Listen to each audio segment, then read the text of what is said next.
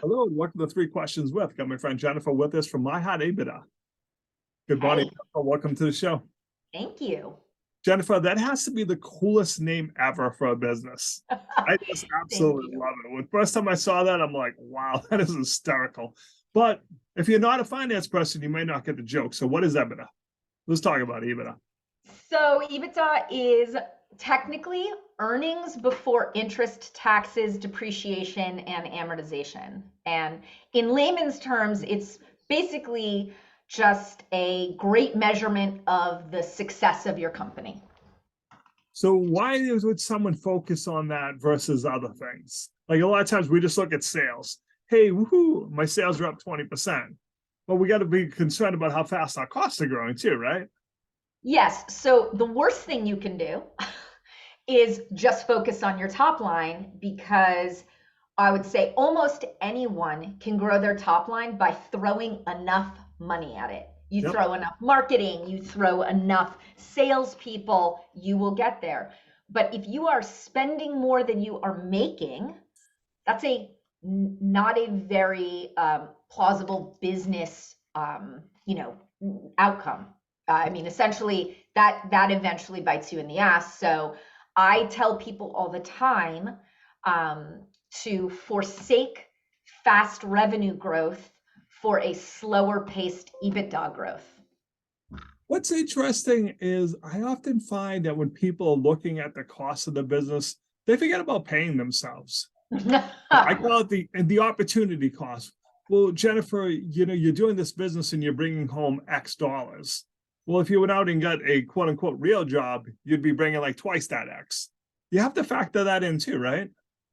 Yeah, I mean, particularly when people are starting off their own business, I think it's really easy to say, I've put aside X amount of savings. I'm willing to forego a salary for the beginning part while I start to build this business up.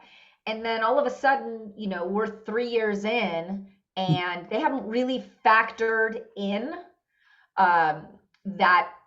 that salary for themselves, and all of a sudden the savings is gone, the business isn't producing what they hoped it would produce. And so I do tell new business owners to factor in at least 2 to 3 years of not making any money, but we shouldn't be counting on that.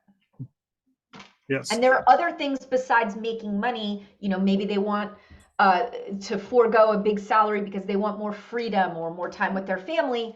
They also have to factor that in as well. Absolutely.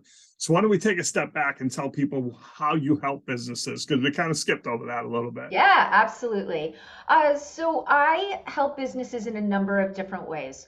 For early stage startups, it's things like, hey, I have this great idea, but I've never run a business before. So help me understand a budget, help me understand a business model, what I need to be setting up, how I should be thinking about how I make money, how I spend money. For other more mature businesses that maybe have plateaued, their revenue has hit, let's say 10 million, and it's been doing 10 million for X amount of years and they just can't get past that. Or they're making the same amount of money from a top line perspective, but they're making less money because the cost of their business has gone up and they just can't reconcile that. So fresh set of eyes, quite frankly, a non-sugarcoating, non-emotionally attached to the business, direct set of eyes to give people the support that they need and give them the answers that they need to help run their business. But that's important because sometimes the expression is we're too close to it, or we're not watching cost. Where, like you said, hey, I hit that 10 million, which is amazing, but every year your costs are creeping up. So the 10 million staying the same and your profitability is going down every year. And you'll sit there, you're confused already. Just, you're not monitoring the cost increase. So we're afraid to raise prices in some cases, like, oh, geez, nobody's going to pay that for my services. That's a big one, particularly with folks that have been in business for a very long time. We'll take a look at their clients that they've had that they've not raised prices on, and I'll say to them, so this isn't a client, this is a friend you're doing a favor for because it's actually costing you money. Yep. So yeah. And that can be a tough conversation because, like you said, in some cases, we do blur the lines, Jennifer, between clients and friends. Yeah. Clients sometimes do become friends and you feel bad.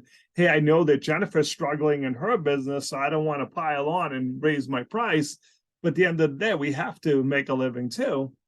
Yes. And I tell people all the time, just because you know, I may be telling you something you already know or you quite frankly don't want to hear or enact, that's totally your choice. My role is to tell you what I see as an outsider, again, not attached to the business or the clients, friends, whatever, just to tell you what I see and help you, you know, give you some plans of action for success. So what's the best way for people to reach out to you, Jennifer? How can they learn more? Check out my website. It's iheartebitda.com. And if you don't know the acronym, it's EBITDA. Jennifer, I appreciate you taking a few minutes to call into the show. And as always, thanks for being my friend. Thanks, Kevin.